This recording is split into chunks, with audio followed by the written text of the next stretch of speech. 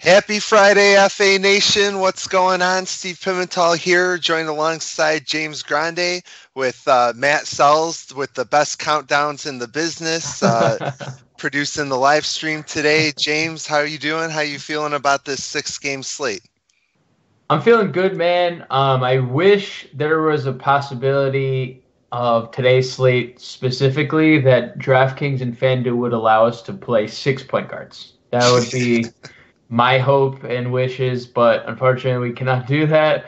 But the rest of the slate is nice. 6-game, we have some good totals. Not a ton of injury news. There is enough injuries to open up some value. Weird value. Ton of injury news. There is opened up recently, but overall I'm feeling good and. Happy Friday, Steve. Happy recently, but overall, thank you, James. I'm feeling good. You mentioned the injuries. Friday, Let's Steve. get right into them. The two big ones are Bradley Beal. You mentioned the game time decision might rest, but why would they tell us ahead of time?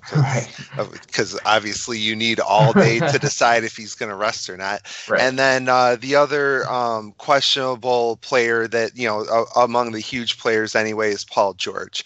And I think it's a real interesting contrast before we get into the rest of the injuries. I don't know if you agree. I pretty much feel like if Bradley Beal's ruled out, all of his teammates are GPP plays. I wouldn't know who to trust, but I think one or two guys you could see going off because someone has to score points. I completely agree. I mean, I think even if he plays, they're GPP plays. I mean, before he ever was officially deemed questionable, they were still 12-point dogs. So I don't think they were cash viable regardless. But I mean, for sure, they're now GPP plays. But there are a couple interesting names that we'll get into as we move along the live stream that I do want to talk about for GPPs because I do think there is some merit to playing them. Right. So you have Beal, if he sits, all of his teammates become more interesting. On the other hand, we have Paul George. And if he sits tonight, my buddy Marty asked me this question. Do we care? I mean, yeah, we should. I mean, I think we play the guys who we expect are going to get the usage bumps. Westbrook, Schroeder, Adams, Grant. And then you just kind of move on from there. I mean, it's hard to ignore someone with a 40% usage rate. And again, we had a couple people in chat oh, Westbrook let me down the last time Paul George sat. Well, the main rule, the number one rule I'd say on a day-to-day basis is it is a new slate, right? We let bygones be bygones. Russell Westbrook may have cost you $4 in the past. Tonight, if he goes for 100, he can win you $100,000 potentially. So, just to those that are doubting Russell Westbrook and what he's done and accomplished this year, just pump the brakes. This is daily fantasy sports. I understand if it were a different format, but if Paul George sits, we got to think awfully hard about Russell Westbrook, even though there's 39 elite and capital elite, every letter in the word is capital, elite point guards on tonight's slate. So that is something to consider for sure. And that's kind of the way I'm looking at it. I don't think I'm quite as bullish on the Thunder as you are. I totally agree about it being a new slate, and I do want to get back to that in a minute.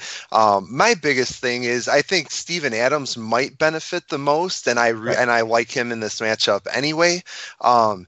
And as you said, there's so many point guards. I don't know, and Russ and PG tend to. I know Russ does get a usage rate, but his, those two guys, they can both go out. We've been saying all year long, it's not like other duos where if one guy has a great game, the other guy probably doesn't. I mean, their production is more independent than a lot of other top duos. So that's, I'm not sure I'm going to have, quite as many shares of those guys as you do, but I do want to transition to point guard because you brought up perfectly, we can't hold it against guys who let us down recently. And to me, the the biggest question at point guard is, are Damian Lillard and Kyrie Irving cash plays? I think they're definitely GPP, but both of them were pretty bad their last time out, and had been great leading up to that. So what do you think about those guys? I mean, we have to take Lillard's performance with a grain of salt because we more have to blame the Chicago Bulls, our Bulls, Steve, for letting that game get out of hand and not letting Lillard play more than 2.5 quarters. So I'm okay with just dropping that game completely off the face of the earth and moving forward because we let the slate dictate who we play. We have Atlanta. Atlanta ranks 30th against point guards, 30th against shooters. The list goes on. It's every position against center, basically, they rank last in. Damian Lillard has scored 50 points or more fantasy points in every game McCollum hasn't played except for the Bulls game, which, again, he might have scored 50 because he was on his way to a triple-double even though he was shooting poorly. He might have scored 50 anyways if he plays a full complement of minutes. So I think he's firmly in play all formats. I mentioned that there's 100 spend-ups at point guard. Kyrie is actually not one of them for me. And it's primarily because of matchup, and I do generally like to avoid Indiana point guards when I can. They rank first in DVP. They've really been first or second all year long. That hasn't changed. And I know there's a big game factor to this, and Kyrie really does elevate his game in those type of situations. We've seen it in the finals. We've seen it in the postseason numerous times. They're the 5 seed and Indiana's the 4 seed, so they're theoretically looking to chase them down in the playoffs. I like guys around him more. I think Steph Curry has as much upside in an easier matchup. I mean, Tyus Jones isn't a world beater defensively, and Curry's gone for 57 per game. I like Kemba Walker. He's pretty much my point guard of the night tonight, especially 8.5 on DraftKings. I think that's ridiculously low for a guy who's gone for 50, 60, and 70 in 3 straight games. Plus, we like to target guys with playoff implications. And I know Kyrie is in that same realm, but the Hornets are literally on the looking out. Like, Kyrie could say, you know what? We're in. We're the 5 seed. I'm good. I played 30 minutes. Kemba has to play 40-plus minutes tonight with the Hornets currently on the outs in the playoffs. So 8,500, they get the Lakers, who, rank horribly against point guards in general. And then Trae Young, how can you deny back-to-back 30-point double-double? So, if I'm ranking the point guards and in cash games, Kyrie is dead last on that list. And not to say he's not a good play and he can't break the slate and make me eat my words, but he's just last personally on my list because there are so many other options in such good spots. Yeah, I can't disagree with that. I mean, the only thing I would say is 50 fantasy points in 5 of his last 6 games. So, and a decent price on DraftKings. So just keep him on your GPP radar. And to your point, I don't think he'll be owned a whole lot in GPPs either. Right. Yeah, I think your point's well taken. And you mentioned, you pretty much mentioned all the spend up point guards, and obviously there's a lot to like there. Going down the list, the one guy who stands out to me, who I do like, especially for cash, is Seth Curry, point guard eligible on FanDuel and also shooting guard on DraftKings. Who else are you looking at kind of in the lower tiers at point guard? I mean, it's not a lot. There's not a lot of players, Steve. I mean, you hit the nail on the head with Seth Curry. I think he's viable for all formats. I mean, John's been talking about him for about 2 weeks now, and he continues to pay off the price. Again, who knows what he could have done against Chicago? He scored 20 actual points in 24 minutes. Again, the game was a blowout. They're not playing their guys. There needs to be a Robin, so to speak, to Damian Lillard's Batman, We don't know who that's going to be. It could be Curry on a night. It could be Cantor. It could be Rodney Hood. Any of these guys are capable of it. Curry's been the most consistent, 16 or more actual points in 4 straight games, including 20 or more in 3 of the 4. So I really like Seth Curry. Honestly, the only other option I'd probably consider would be Tyus Jones. He's been very consistent. He plays over 30 minutes. They're not going to play. What's the point of playing Jared Bayless extended minutes? They're just going to give Tyus all the minutes he can handle as long as he's, his stamina holds up, which he's been playing over 30 basically on a nightly basis. So, he's going to give us 25 to 32 fantasy points, somewhere in that range. And that's fine at his price tag. It's not anything to write home about. Would I rather play the guys up top? Sure. Would I rather go down? Sure. But how can you play Satoransky if Beal doesn't play? I mean, maybe there's a couple more shot opportunities, but we can't really rely on him playing more than 3/4, right? Because there's no way that Washington keeps that game close. And then there's a couple like shooting guard, point guard eligible players, but we'll talk about that at shooting guard. But that wraps it up for me. I don't think we need to really muddy the situation. It's spend up, go to Curry, and if you really are just you really just want a turkey sandwich with white American cheese and maybe some lettuce, you go Tyus Jones, because that's you throw some mayonnaise on there, he's just going to get you 26 to 30 fantasy points, and you're okay with that. We didn't really talk about the lines a whole lot, so I'm going to bring up the only line of the day that's over 230 is Portland at Atlanta. I know this isn't the Wager Alarm live stream, but do you have any idea why Portland's favored on the road at Atlanta? Does that make sense to you? Maybe just solely because Damian Lillard. Maybe solely based on them being where they are in the playoffs. But we've mentioned it a bunch of times on this live stream the last couple of weeks. Atlanta's been really good at home. Yeah. And I shouldn't say really good. They have been very competitive at home, and they've been winning games essentially too. So I kind of agree, and I would take the points.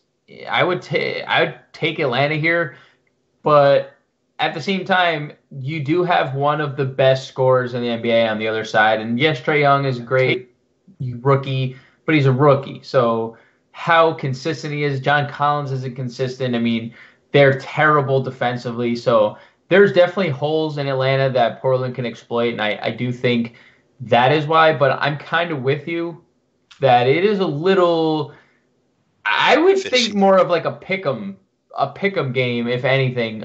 Maybe Atlanta favored by 1, but it is still ultimately, at the end of the day, it is the Atlanta Hawks, and I think that's where Vegas is. Right. Well, and that's definitely why why the total is so high, and that's definitely why you alluded to some of the cheaper plays at shooting guard, and two of them I think are going to come from this game, and in Kevin Huerter and Justin Anderson. I know Justin Anderson isn't your favorite player ever, and I can't imagine why, but why don't you talk about those guys and then maybe, go more into the position as a whole?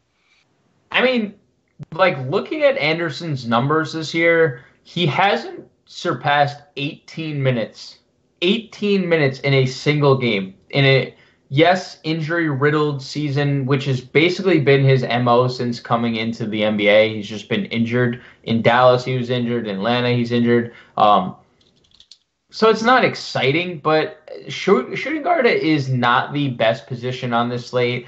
So at least on FanDuel, I can understand it. Use him as your drop. What's the worst that can happen if you use him at 3,500? He sucks. Okay, then you drop his score and you move on. Kevin Huerter is interesting because we've seen some big games out of Kevin Huerter this year. He scored 27 points in a game earlier this year. He scored 40 fantasy points on multiple occasions. He's just $4,100 on DraftKings, and FanDuel, like I just said, the position is very scarce.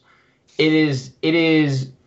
You're basically looking at FanDuel, especially when you're looking at cash games. You're not playing Donovan Mitchell in cash because you don't know how close that game's going to stay. Plus, he hasn't been good lately. You can't play Bradley Beal. You just can't because, maybe you take you're building 150 lineups and you take a shot, but you're not playing him in cash. Klay Thompson, too volatile for cash games. You're really looking at Andrew Wiggins, hoping Paul George sits for Dennis Schroeder, and then it's a cast of just who, right, Steve?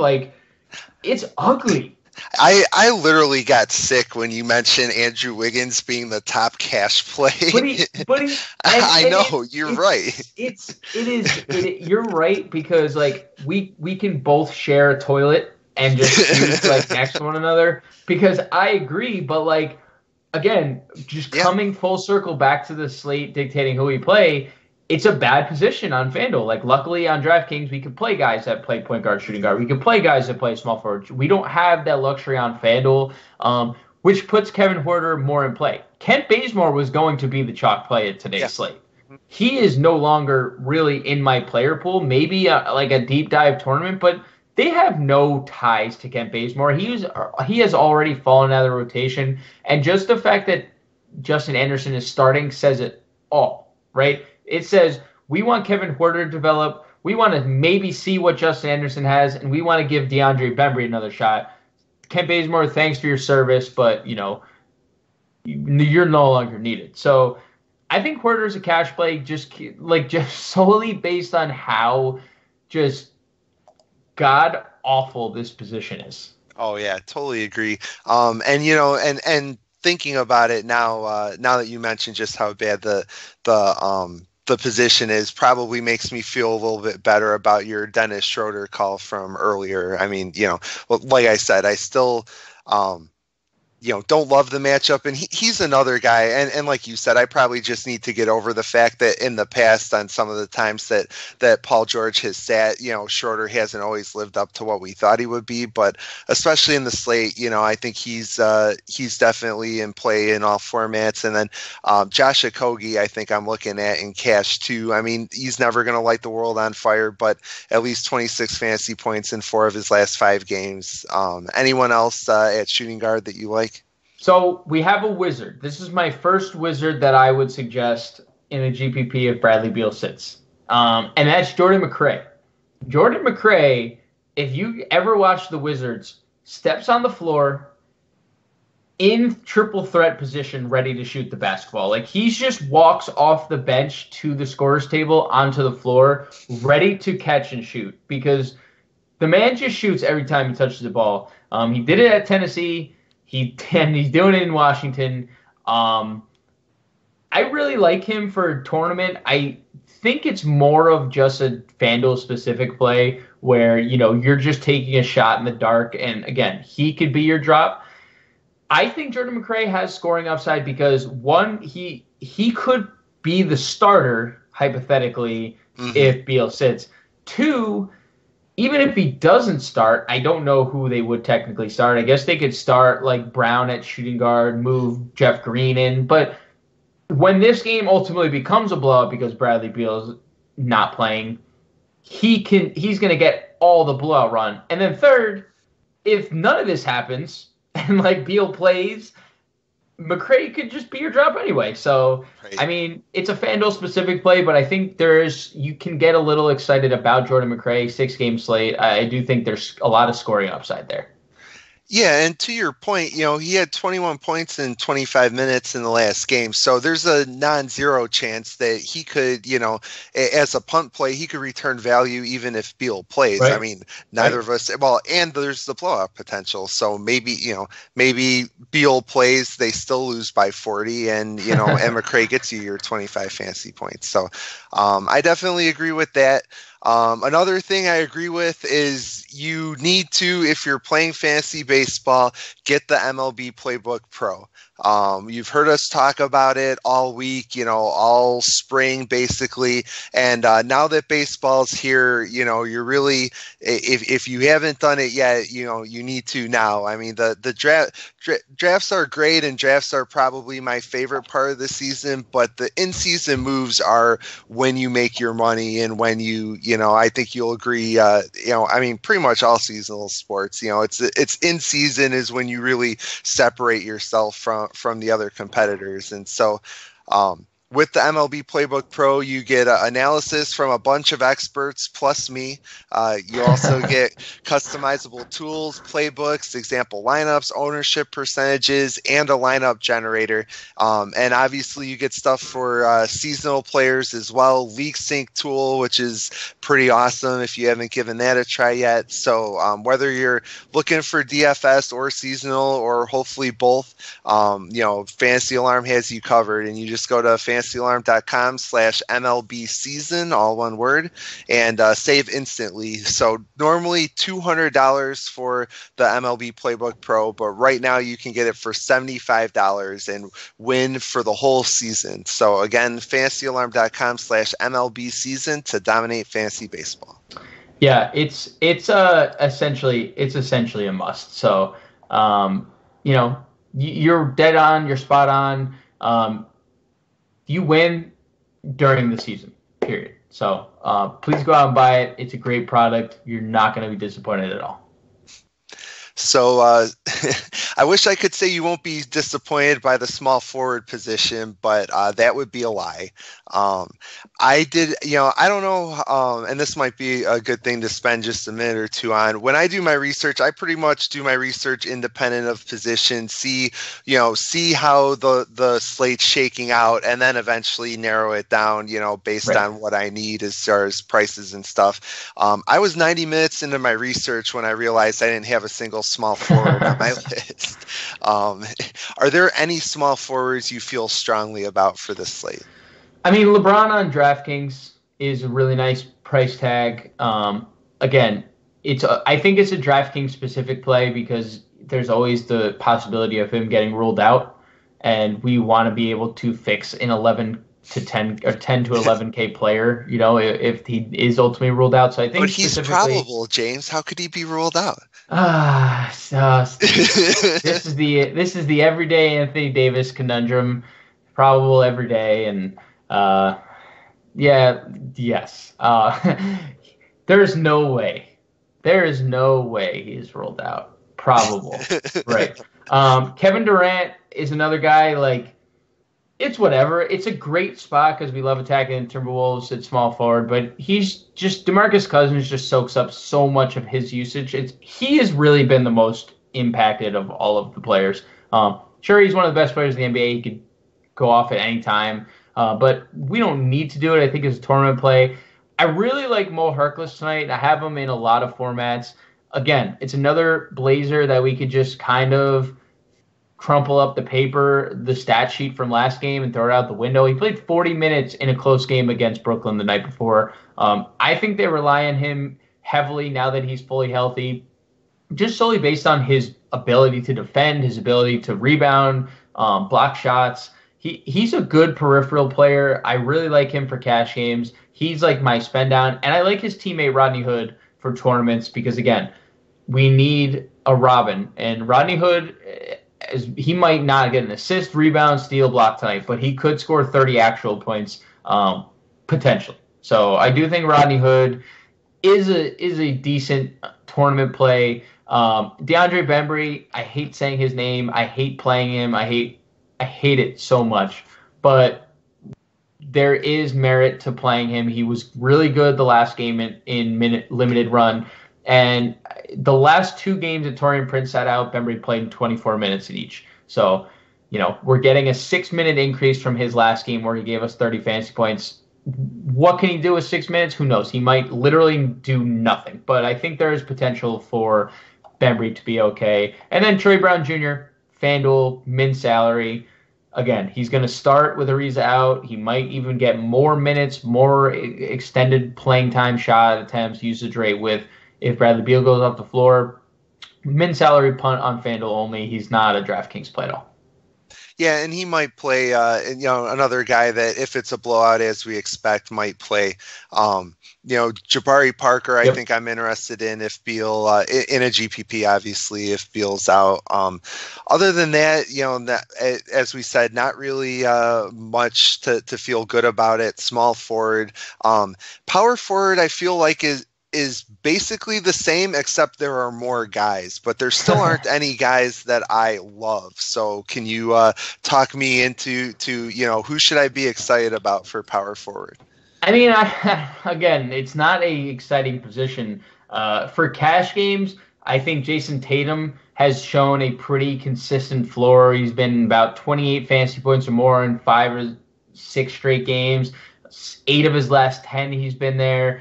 I think he's a decent play. His usage or his fantasy points per minute production, actually goes up when Kyrie Irving's on the floor, interestingly enough. So I think there's some merit there. Dario Saric is going to play 26 to 28 minutes. He's going to give us 24 to 26 fantasy points. I think that's a reasonable expectation for cash games. He was decent against the Warriors the last time they played. Domantas Sabonis for tournaments has been really good. He's actually been the best Indiana big against the Celtics this year. Turner has been dreadful. Thad Young has been dreadful. And Sabonis has been good. And he's been back-to-back double-doubles, 4 straight games with double-figure rebounds, 37 fantasy points in back-to-back games. So I like Sabonis for tournaments. And then, Millsap, I think, is if you're going to spend up, I guess, would be like a more cashy play. He only played 22 minutes in a blowout last night, so he should be fresh. They are obviously looking to bounce back from last night's defeat. They get a tough matchup against OKC. I think he can exploit Jeremy Grant pretty well. Kuzma's fine, but the way that JaVale McGee is playing, he is taking away a lot of peripheral stats from Kuzma. And I thought I would never actually say those words out loud ever. And not only like in a mirror in the bathroom to myself, but like to an audience, like to a live audience. I actually said that out loud. But I mean, it's just the truth. So like, he's fine. Draymond Green is a little too cheap. John Collins is fouling like an insane person lately. He fouled out of 3 of his last 5 games. Like, that is pretty unheard of. That's pretty unheard of. So yeah, but that's so hard because he should be able to dominate like Mo Harkless and Al-Farouq Aminu shouldn't be able to defend John Collins. But okay. I wanted to be all about John Collins today, and I just can't for exactly why you said. I like the other Collins. And that's Zach Collins. I think we're going to see if Enes Kanter is one of the more deficient defenders in basketball. Like, he is me and you versus Enes Kanter and, Dennis Schroeder. We could get buckets against those guys, Steve. They're terrible defenders. But Zach Collins is a stretch big that can defend. He played 25 minutes last game, and again, it was a blowout. He saw minutes in Kanter, yada, yada, yada. But it's not what do we expect Kanter's minutes to be? 26, 27, maybe pushing 30? Mm-hmm. Collins is already the backup power forward. He's now going to play backup center, and just again, if he's hot, they're not going to just take him off the floor. I think there's merit to him in the GPP pivoting away from Kanter because, the masses are going to play Kanter rest of the year. We've seen massive upside out of Kanter. I just think Zach Collins, is a contrarian pivot that not a lot of people are going to go to. And again, it's more exposure to a 230 plus total against a dreadful, awful, horrible, horrendous defense in Atlanta. Yeah, I totally agree. And I think, it's you provide a nice transition to center because you mentioned some of the big names. Enes Kanter, I think we both agree is GPP. And even at GPP, his ownership might be too high. I don't think he's top 30 fantasy points in 2 of his last 4 games. And at his price, that's really all we need. And he's only played 22 minutes or fewer in all those games. So I probably expect him to get to at least 25. I think 25 to 30 is what we can reasonably expect. But I don't think that's enough to really be worth it in cash. The other big question is you mentioned JaVale McGee. Can we play JaVale McGee in cash? Is this another toilet situation? Yeah, Steve, the end of the season is we just need a giant toilet bowl in general. Just every night there's going to be a just puke fest. But like, I mean, again, it's just an undeniable fact what JaVale McGee is doing. He's doing it offensively. Yeah, 53 fantasy points in his last 4 games. And the blocks have been insane. And now he's going against an immobile Bismack Biyombo. If Biyombo is going to be under the basket, he's going to block shots there. He's going to go against an immobile Willie Hernan-Gomez. He's going to block shots there. He's going to go against a smaller Kaminsky or Marvin Williams or Miles Bridges. He's going to be able to rebound over all of these guys. And Charlotte ranks as one of the worst center teams against centers in the NBA for a reason. I think JaVale is fine for all formats. If you don't want to play him in cash, that is fine. I understand why you wouldn't. And, if Paul George is ruled out, it's very easy to pivot to Steven Adams. Yes. Right? That is the easy cash pivot. So you won't even have to worry about playing JaVale. It is also, you can also, like you just said, pivot to Enes Kanter, who's really cheap. But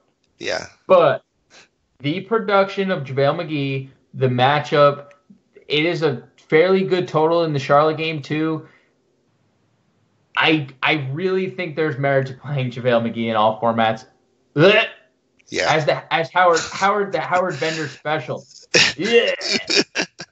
Yeah, I mean, the only nice thing about JaVale is that, and the center position in general, is that you don't have to play him if you don't want to. If he really does make you sick, and no one could blame you. I mean, even on DraftKings, Rudy Gobert is only 800 more, which just seems insane. And, you talk about Charlotte's bad against centers. Washington is slightly worse. I mean, I know we don't expect that game to be close, but at his price, he only needs to play 3/4 to justify that price in cash. Right. See, that's my thing though.